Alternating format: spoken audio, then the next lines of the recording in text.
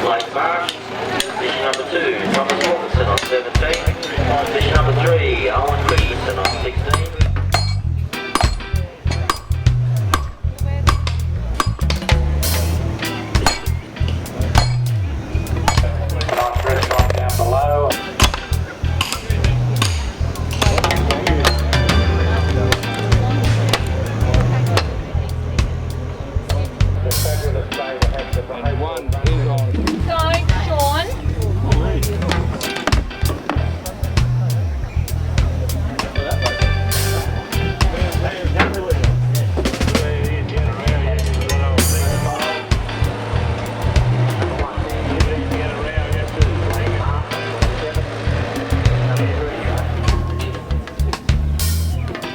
Judges ready, officials ready, Axemen, stand your off, get set, go, 1, 2, 3, 4, 5, 6, 7, 8, 9, 10, 11. This is the 55th year of the Woodchop Carnival here in Brunswick.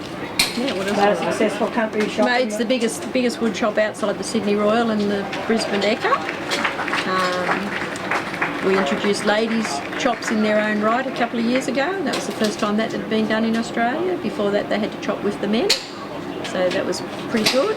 And we had a new chop last night. It was a timed race, the first time that's been done in Australia. So we're pretty proud of ourselves here in Brunswick Heads.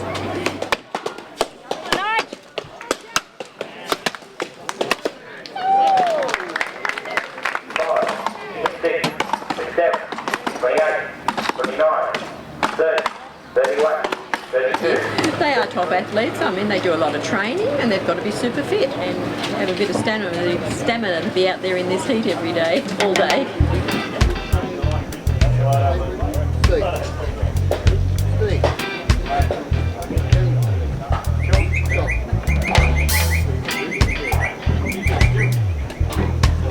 To look for a suitable axe, it's a personal thing, so it's shape. Make sure the blade's fairly got a nice roundness about it and the right weight. Mainly just hone the edge and polish. You know, the more polish you got on it, the less friction in the wood. 28, 29, 30, 31, 32, 33, 34, 35, 36, 34, 35, 36, 37, 28. The underhand's the one where you stand on it. Standing block would represent you falling the tree. The tree felling is where you climb 3 boards, sever the log, come down and cut the other side. And there's also crosscut sawing. 1, 2, 3, 4.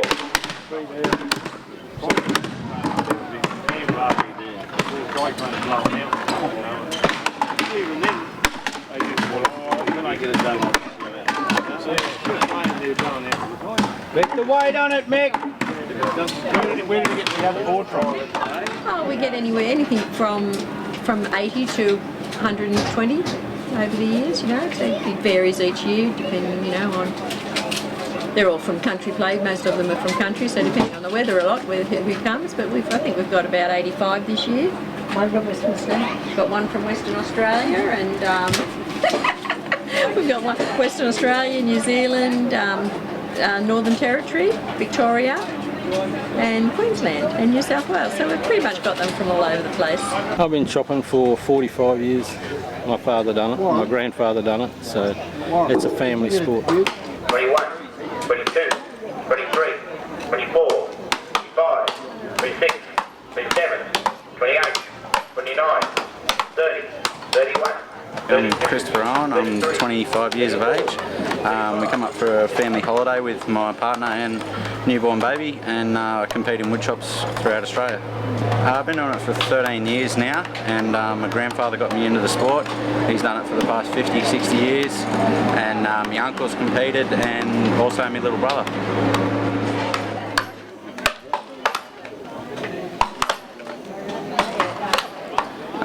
You need to spend a lot of time on training and effort, as in placement of where you put the hits.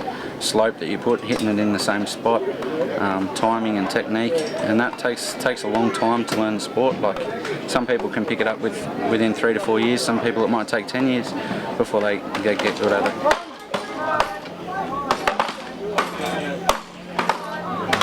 The whole idea of the handicap is for every individual actually to have a chance to win money. We do have championships where a number of axemen start on the count of 3 to determine who's the best axeman on the day, but a handicap is for all axemen to participate and try and win off that mark.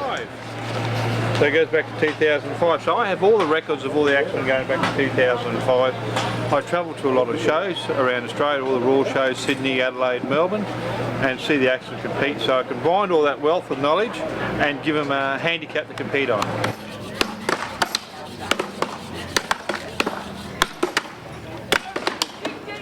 Come on, you up there, third. Come on, mate. Come on, mate. Let's go home now. Anyway, let's just have it. Me and Simon used to go, but we used to keep on breaking the boards because we were too late. First place. Number 1. Tessa Gosso. I'm 12. I'm doing an underhand woodchop. Advisors ready. Junior X-persons ready. 1, 2, 3, 4, 5, 6. I had to do it because, well, I'm brought up in woodchopping, so I sort of want to keep putting the generations on. One over again on the bottom.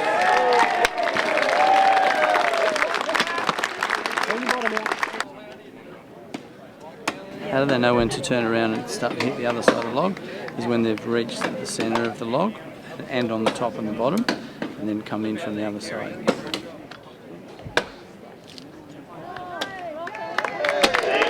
It's good to see young girls keeping some sort of tradition going these days. It's nice. There you go. Tell the father's calling out, the box is shaking, Tess is shaking the box. There you go, Tess is right. That was hard. And there was a bunch of guys over the hotel having a drink, and they sort of said, well, how about we have a wood chop to raise some money for the building of the bridge. And they were sitting there having a few beers, and someone came along with a bundle of fish and chips, so they said, let's call it the Fish and Chip Festival of the Fish and Chips, which is wood chips, and fishing was a big industry in Brunswick, and we do still have a fishing comp connected to our wood shop. It was on last Saturday.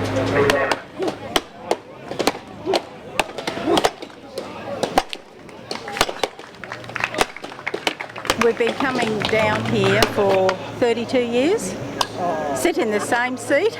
My husband comes over an hour and a half prior to the chops, sets it all up. Rose has been the same. Oh, I just like the way they all compete, and they're all so friendly. You make a lot of friends when you travel the circuit. They're strong. There's a lot of skill attached to wood chopping. A lot of people don't think so, but there is a lot of skill attached to it. Yeah. They have chopped the foot on a few occasions. It has actually it happened down here about how many? 10 years ago? About 10 years ago, one down here. Yes. The most special thing about Brunswick Woodchop, I think, is the camaraderie between the axemen and the ring crew. Our ring crew, a lot of the guys out there have been coming and doing it all voluntary, and they've been doing it since they were 12, since they were little boys. Most of their surf club members started doing it, probably 55 years ago. Their children come, their grandchildren are now involved in it. It's just like a big reunion every year.